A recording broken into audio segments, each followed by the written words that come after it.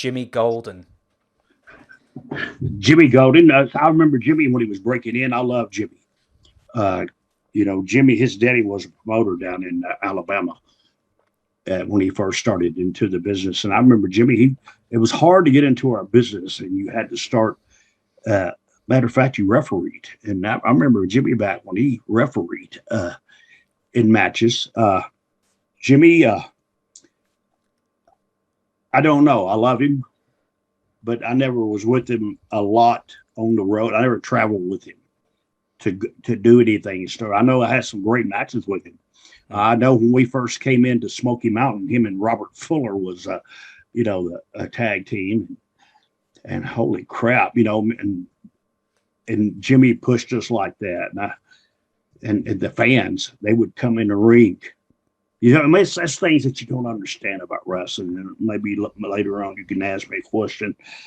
Is these guys had so much heat that every time we wrestled, him and Robert, that the fans would come into the ring and they had to grab them, throw them out. But Jimmy Golden's, I loved him, and I loved him when he come Buckhouse Buck too. You mentioned the guy when we started talking, Adrian Street. Adrian Street.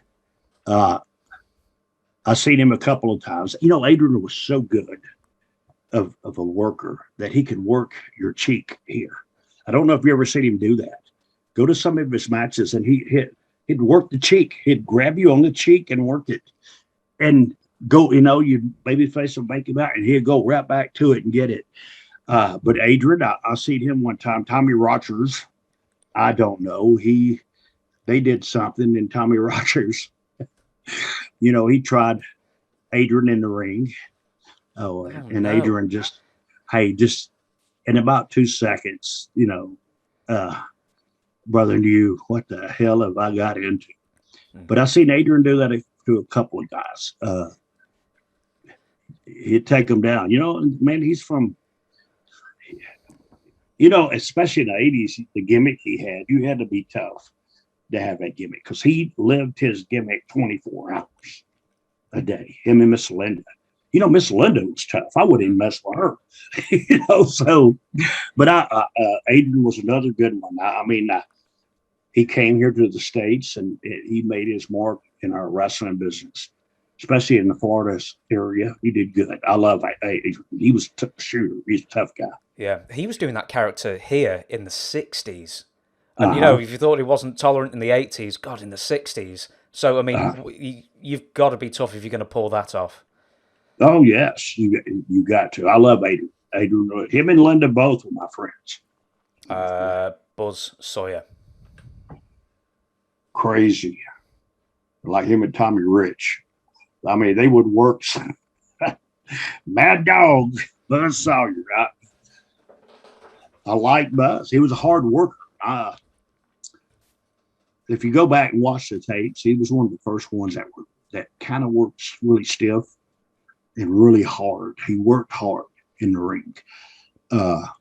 Even if and he liked to. Do you know what Copenhagen is, Dip? No, I know the city, but no. Okay, no. But they have Copenhagen is tobacco, but it's the main event. You hear me? It's not the beginner stuff. It's the main event. And me and Robert are driving down the road, and Robert chewed Copenhagen, but he could chew it and drink beer.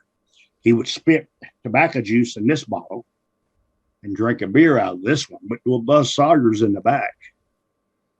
And he goes, "What you chewing?" Right. And he goes, "Give me some of that." Robert says, "You sure you ever chewed?" He says, "No." He said, "Give me some." So he puts a big thing in his mouth.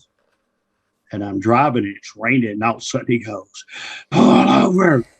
Pull over." We pull over. He rolls out of the car. It's pouring down rain. And he's laying in a little ditch. And it's got water running through it. I'm telling us, "Man, get up out of that ditch, man." Ron, he says, "Hell no, it feels so good." And he said, the world won't stop turning. Not only he's throwing up.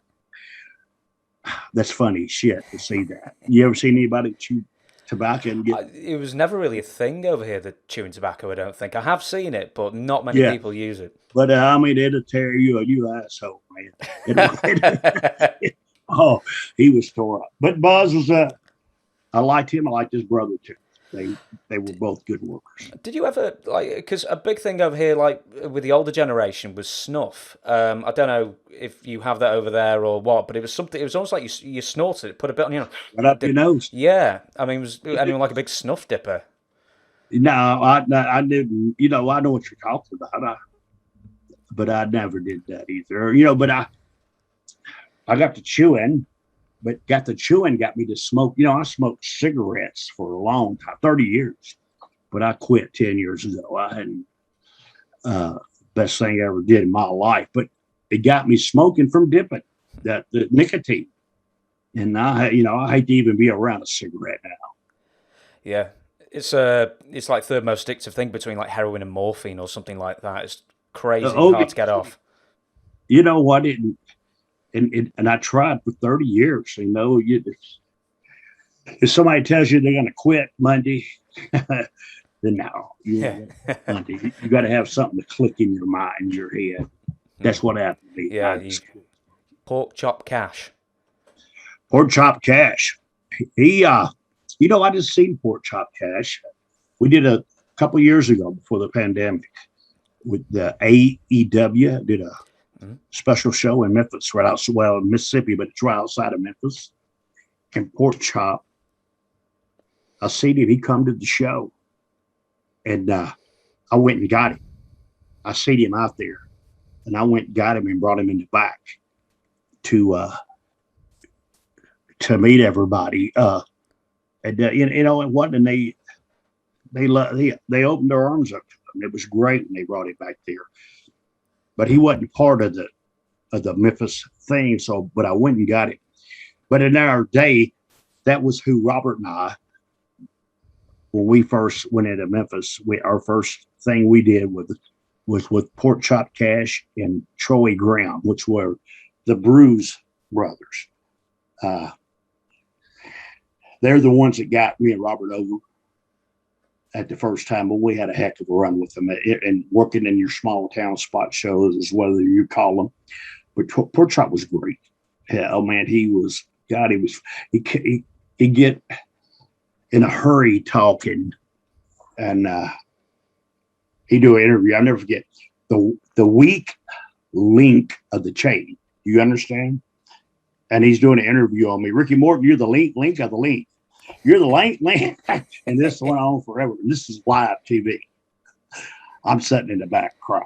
I was laughing so hard. Finally, Lance Russell covered it up for him. But Porkchop Cash is a great one. He's still out. I mean, he don't work no more. He's an older guy, but he's got to be in his 70s too, 75s, 78s. Yeah, well, it's nice that he's doing well, apparently, and he's going to AEW and everything, so that's good news. I'm going to give you Thunderbolt Patterson. Thunderbolt Patterson. You know what? He was really the first black man to ever really get the biggest push he ever got. See, and that was the greatest thing in the world. And he was in Atlanta, Georgia.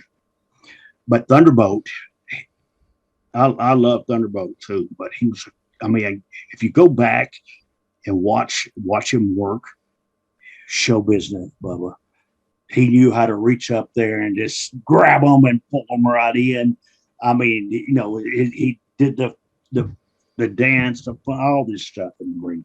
He was one of the first black guys, really.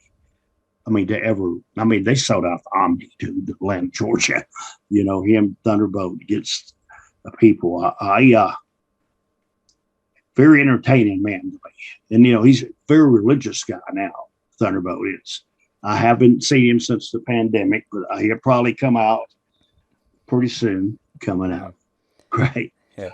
He made like a big comeback, didn't he? Or like a brief comeback in was it like the mid 80s or the late 80s in NWA WCW for like a brief time? He he was just on TV there, but I don't know. You know, that's another thing. I seen him. I was gone at that time. I left or I was doing something else.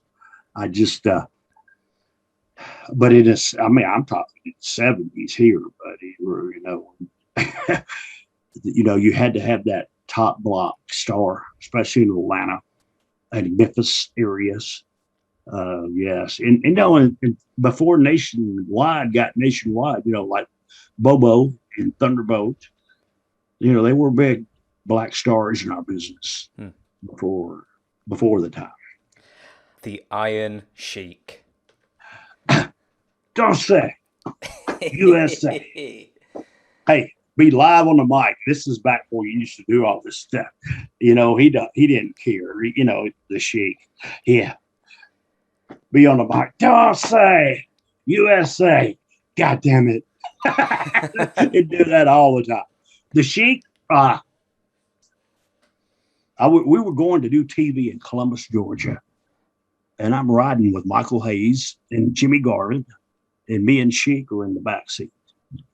And we're on the highway, interstate, and it has a sign, roadblock ahead. Well, Michael Hayes hands back a big thing of pot, about this big around, an ounce pot. He told the Sheik, throw it out the window. So Sheik rolls the window down, but he don't throw it out. But he puts that in his pocket. So we go, but the roadblock is getting off at the exit. And we keep going. And Michael goes, God, man, we just threw my weed out. Sheik pulls that big bag out.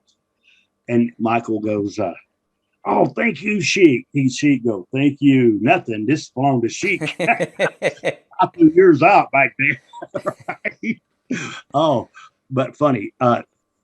He's a tough bastard too, man. He was tough in his day. He knew what to do, and but I love working with him. God, he was so easy in the ring. When you have guys like that, they're that tough guys, they just let you sell for them, and they were good.